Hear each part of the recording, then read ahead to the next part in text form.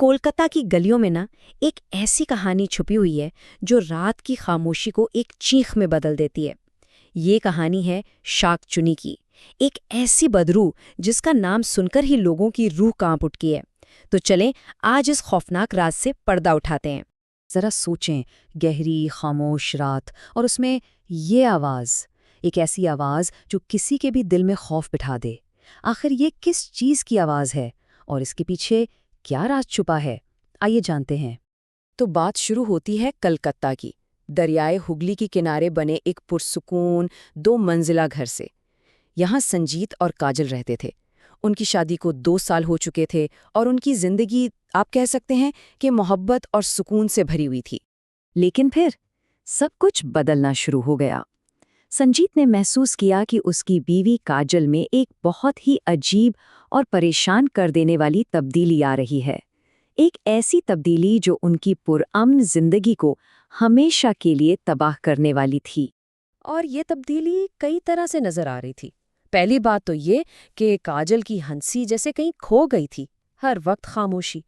फिर उसका लिबास, वो अब सिर्फ और सिर्फ लाल रंग की साड़ियां पहनती और उसके हाथों में हर वक्त शंख से बनी सफ़ेद चूड़ियां खनकती रहती। लेकिन सबसे अजीब बात थी उसकी भूख। वो मछली के लिए बेचैन रहने लगी, वही मछली जिसे वो पहले देखना तक पसंद नहीं करती थी। एक रात संजीत की नींद टूटी तो उसे लगा जैसे कोई उसके कंधे को काट रहा हो। उसने घबराकर देखा तो वहां कोई नहीं था, बस काजल उसके पास गहरी नींद सो रही थी। लेकिन अगली सुबह उसके कंधे और गर्दन पर दांतों के गहरे निशान थे। क्या ये कोई डरावना ख्वाब था या हकीकत उससे कहीं ज्यादा भयानक थी?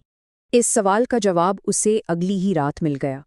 बावर्ची खाने से एक अजीब सी आवाज़ सुनकर जब संजीत वहां गया तो उसने जो मंजिल देखा वो हौलनाक था। काजल फर्श पर बैठी एक कच्ची मछली को जानवरों की तरह खा रही थी और उसका पूरा चेहरा खून से भरा हुआ था। जैसे ही काजल ने संजीत की तरफ देखा, उसकी आंखें खून की तरह लाल होकर चमकने लगीं। इससे पहले कि संजीत कुछ समझ पाता, वो एक वहशी जानवर की तरह उस पर झपटी, उसे जमीन पर गिरा दिया और अपने लंबे दांतों से उसका खून पीना शुरू कर दिया। संजीत ने जब खुद को छुड़ाने की कोशिश की तो उसकी नज़र काजल के पैरों पर पड़ी और उसके पैर पीछे की तरफ मुड़े हुए थे। बस यही वो लम्हा था जब शक की कोई गुंजाइश नहीं रही कि वो किसी गैर इंसानी मखलूक के कब्जे में है। और ये मंजर देखकर संजीत दहशत से बेहोश हो गया। अब संजीत जान चुका था कि वो जिसके साथ रह रहा है वो काजल नहीं है। वो बिल्कुल बेबस था और जवाब की तलाश में वो सीधा शोभा बाजार के एक पुराने तांत्रिक के पास गया जो ऐसी बुरी रूहों से निमिटने के लिए मशहूर था। तांत्रिक ने संजीत की पूरी कहानी सुनी और फौरन कहा, तुम्हारी बीवी पर शाकचूनी सवार है। शाकचूनी बंगाली लोक कहानियों की एक बहुत ही खौफनाक चुड़ैल है जो खास तौर पर शादीशुदा औरतों पर ही कब्जा करती है। तांत्रिक ने उसे समझाया कि शाकचूनी एक ऐसी औरत की रूह होती है जिसकी मौत शादी से पहले हो जाए। वो अपनी अधूरी ख्वाहिशात पूरी करने के लिए शादीशुदा औरतों के जिस्म पर कब्जा कर लेती है। फिर वो अपने शौहर का खून पीकर आहिस्ता आहिस्ता उसे मौत के घाट उतार देती है और वो इस जिस्म को तब तक नहीं छोड़ती जब तक खून का आखिरी कतरा भी न पी ले। संजीत जब तांत्रिक को लेकर घर वापस पहुंचा तो ये बात बिल्कुल साफ थी कि अब उसकी लड़ाई अपनी मोहब्बत करने वाली बीवी काजल से नहीं बल्कि खून की प्यासी रूह से है। काजल का जिस्म तो बस एक खौल था जिस पर अब शाकचूनी का मुकम्मल कब्जा हो चुका था।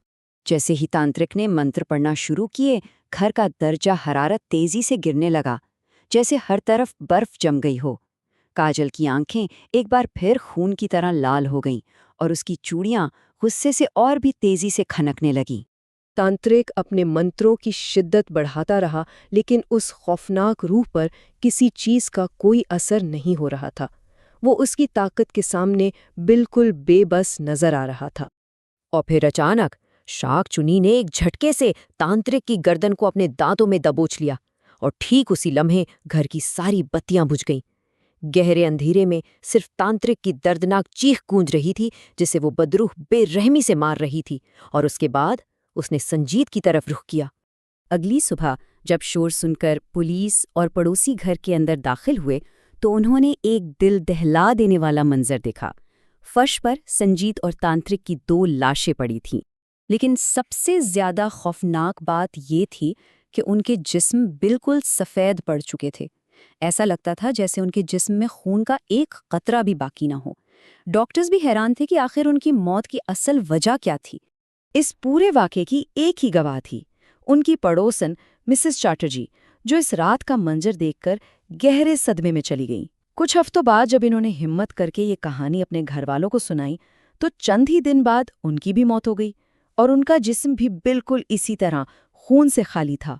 उनका खानदान इस कदर डरा कि रातों रात वो मोहल्ला छोड़कर चला गया। उस दिन के बाद काजल को किसी ने नहीं देखा। वो ऐसे गायब हुई जैसे कभी थी ही नहीं।